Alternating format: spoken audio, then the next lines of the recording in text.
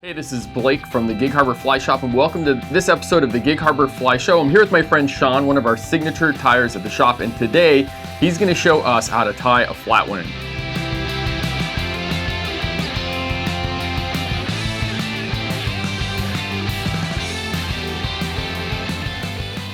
So today we're going to tie a flatwing, and the hook we're going to be using is the new Ahrex SA280 Minnow number 4. I like this hook because it has a short shank, which allows for a majority of the material to free flow in the water, which gives it a real swimmy motion. So we're just going to start by putting some thread wraps on the shank here. I'm going to work it all the way back to when the thread hangs straight down. It's just in front of where the barb is.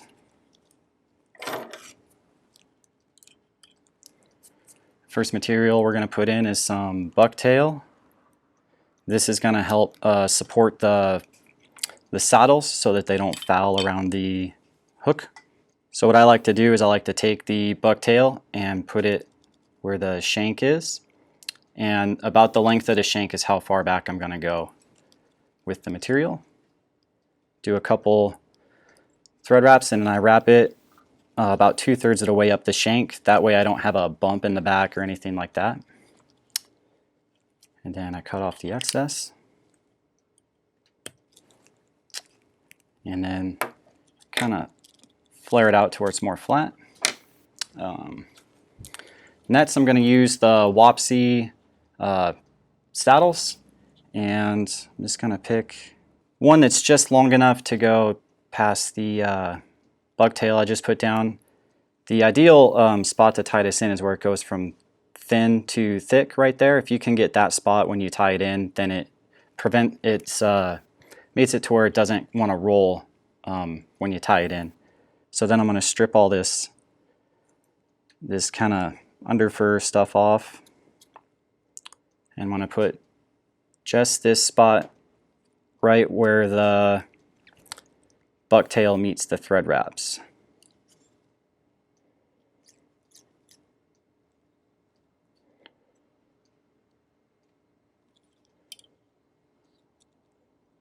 And then a little trick I like to do to make sure it doesn't spin is I take some of the UV thin from Loon and I dab it just on where the thread wraps meet the feather, and then I go down the feather a little bit. And then I hit it with the UV light. Now it won't spin or rotate around the shank, and it'll lay nice and flat. And then we'll probably add one more here. And this one I'm going to make it just a little bit longer than the last one.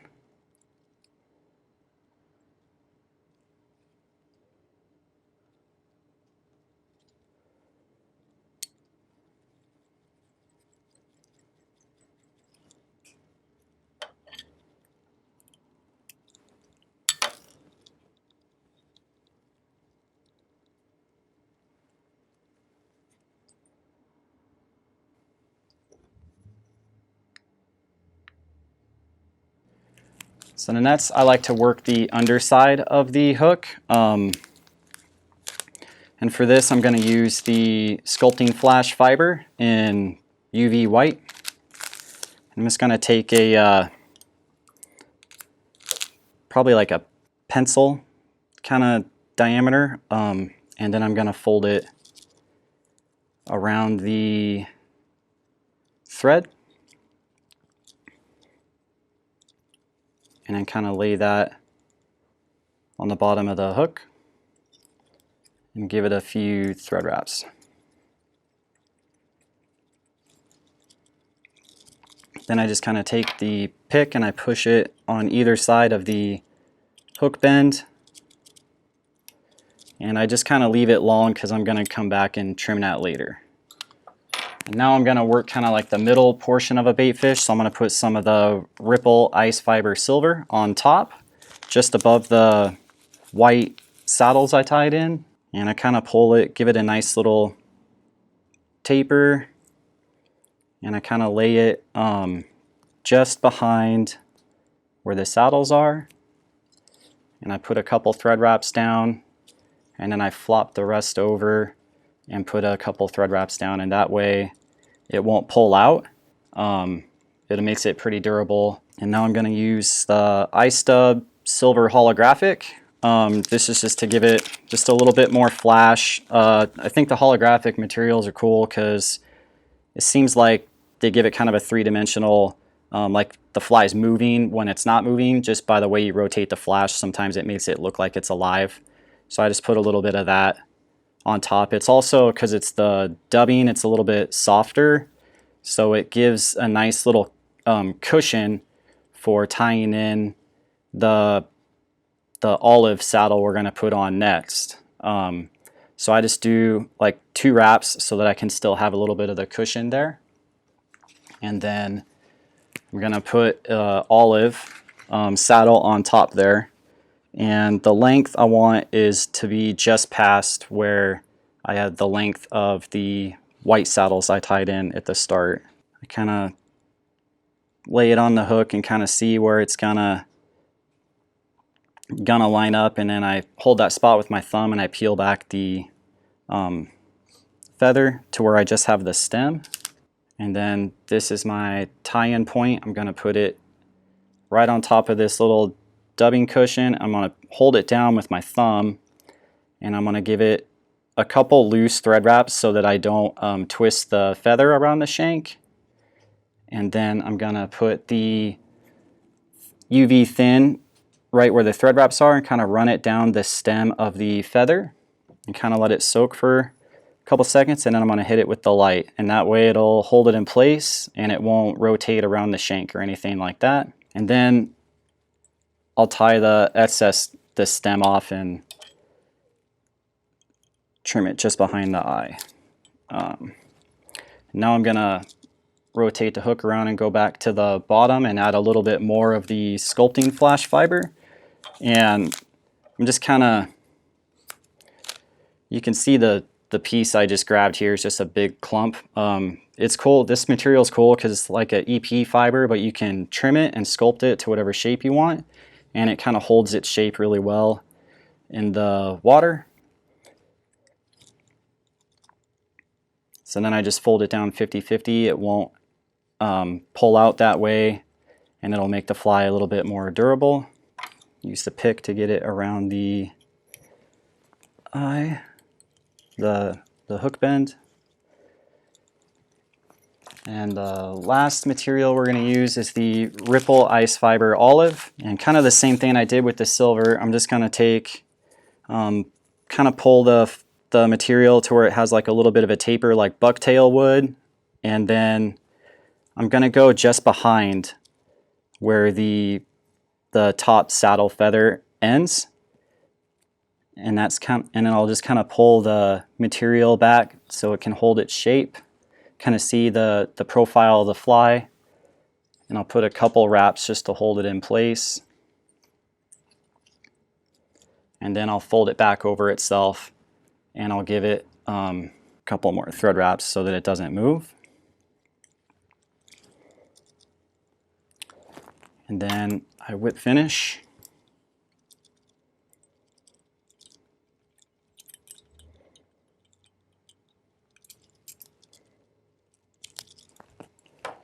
And now we're going to add the fish mask from Flyman. These make a real quick finish of the fly. It makes the head look perfect every time.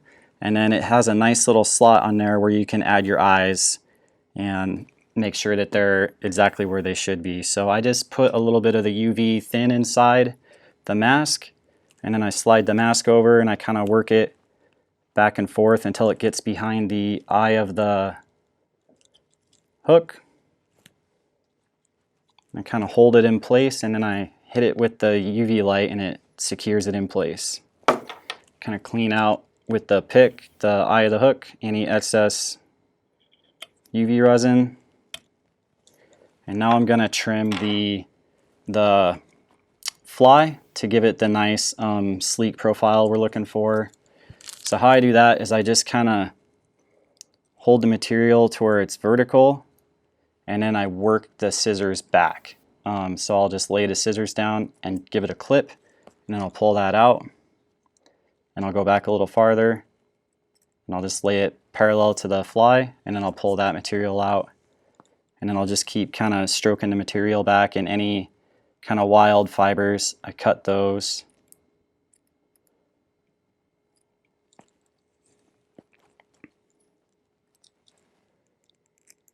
And then on the bottom, I kind of pull them down at like a 45-degree angle, and I just take the scissors parallel to about where the hook bend is, and I cut those pretty close to the just below where the fish mask is. And then I pull that material out.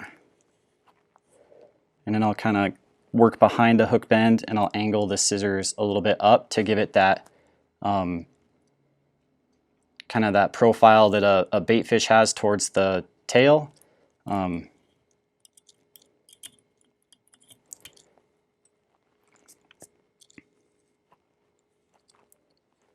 sometimes it's easier to just flip the fly upside down and trim it, kind of rotating it and pulling the material.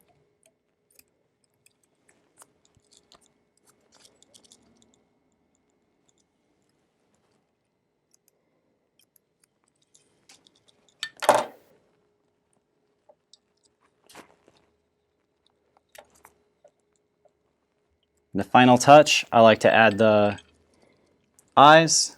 Sometimes if you put them on before and you hit the eyes with your thumb, they'll pop off if you didn't get them on there good enough. So I just kind of wait till the end. That way I get them on there, and then I don't have to mess with the fly very much. So I just set the eye inside the little slot on the fish mask. And I'll put a little bit of the UV resin in there. Sometimes you can kind of rotate it back and forth and let it work its way around the eye itself, and then just hit it with the UV light and it secures it in place. Go to the other side and do the same thing.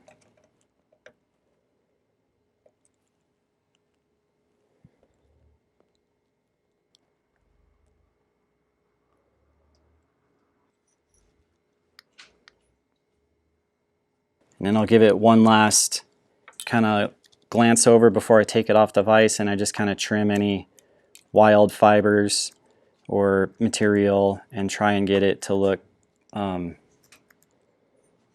good as it possibly can.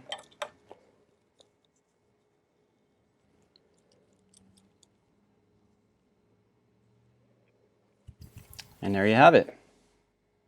Flatwing. Sean, thanks so much for teaching us how to tie the flatwing.